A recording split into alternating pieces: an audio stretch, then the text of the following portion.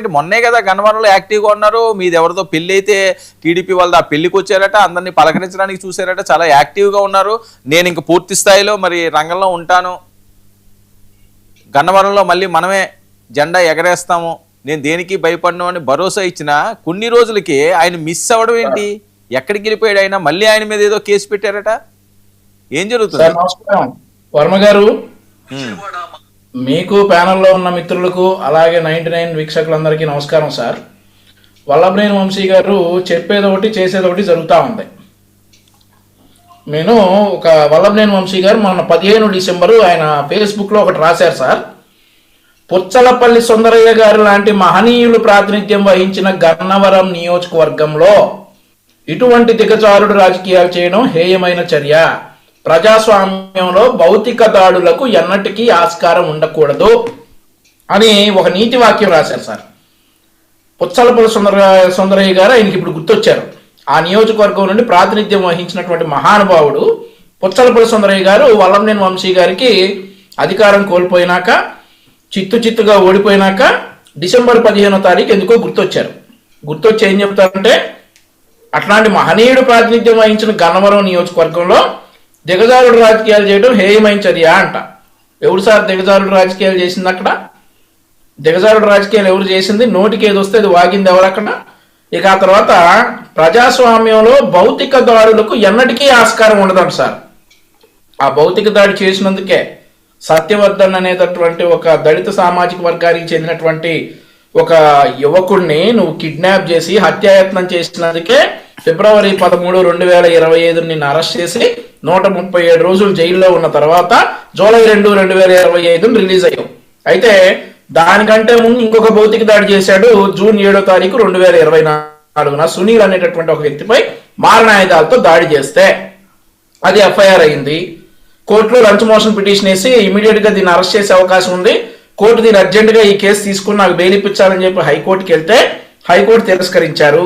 హైకోర్టులో కాదు, ఇది రెగ్యులర్ బెయిల్ పిటిషన్ వేసుకోండి, దీని అంత ఎమర్జెన్సీగా చూడాల్సినటువంటి అవసరం లేదు అని చెప్పిన తర్వాత అప్పటి వరకు ఎన్ని కేసులైనా ఎదుర్కొంటాను, ఏదైనా చేస్తాను అన్నటువంటి గన్నవరం నియోజకవర్గ మాజీ శాసనసభ్యుల వారి ఫోను స్విచ్ ఆఫ్ అయిందంట. ఇక రిమైనింగ్ పార్ట్ అంతా కూడా పోలీసులు చూసుకుంటారు. ఒక కేసులో ముద్దాయి అతని కోసం గాలిస్తా ఉన్నారు, దొరుకుతాడు, దొరికిన రోజు మళ్ళీ చట్టానికి తీసుకొస్తారు, చట్టప్రకారం శిక్షిస్తారు. ఇందులో మా పాత్ర ఏం లేదు, మేము ఎక్కడా కూడా ఇన్వాల్వ్ అవ్వము. చట్టం స్విచ్ ఆఫ్ చేసుకుని అండర్ గ్రౌండ్ కి వెళ్లాల్సినంత అవసరం ఏముంది? ఆయన ఆల్రెడీ జైలుకి వెళ్ళారు, బెయిల్ మీదే ఉన్నారు కదా. అంటే ఆయనకి ఏమైనా థ్రెట్ ఉంది అని భయపడుతున్నారా సార్? ఇప్పుడు ఆయన థ్రెట్ ఉందని ఆయన భయపడటానికి ఇది వైఎస్ఆర్ కాంగ్రెస్ పార్టీ ప్రభుత్వం కాదు, ది సేఫెస్ట్ ఆంధ్రప్రదేశ్ కోసం పాటుపడుతున్నటువంటి కూటమి ప్రభుత్వం. అతనికి ఎలాంటి థ్రెట్ లేదు, అతని ప్రాణానికి మాది హామీ. కానీ అతను చేసినటువంటి ఏ యొక్క అక్రమాలకి మాత్రం అతనికి చట్టం నుండి అయితే తప్పించుకోలేడు. లైఫ్ థ్రెట్ అయితే అతని ప్రాణాలకి మా ప్రాణం అడ్డేసి మా ఆంధ్రప్రదేశ్ రాష్ట్ర సిటిజన్ని, మా మాజీ ఎమ్మెల్యేని, మా రాష్ట్రంలో ఒక మాజీ ఎమ్మెల్యేని మేము కాపాడుకుంటాం. అంతేగాని లైఫ్ థ్రెట్ ఉంటే ఆ పార్టీ నాయకులతోటే ఉండాలి ఆయనకి సింపతి కోసం. అంతేగాని మా నుండి అయితే ఎట్లాంటి లైఫ్ థ్రెట్లు ఉండవు, అది ఆ సంగతి అతనికి కూడా తెలుసు. కాబట్టి మేము మళ్ళీ చెప్తా ఉన్నాం, లైఫ్ థ్రెట్ లాంటి ఏమైనా భయాలుంటే మా ప్రాణాలు అడ్డేసి వల్లభనేని వంశీని కాపాడతాం.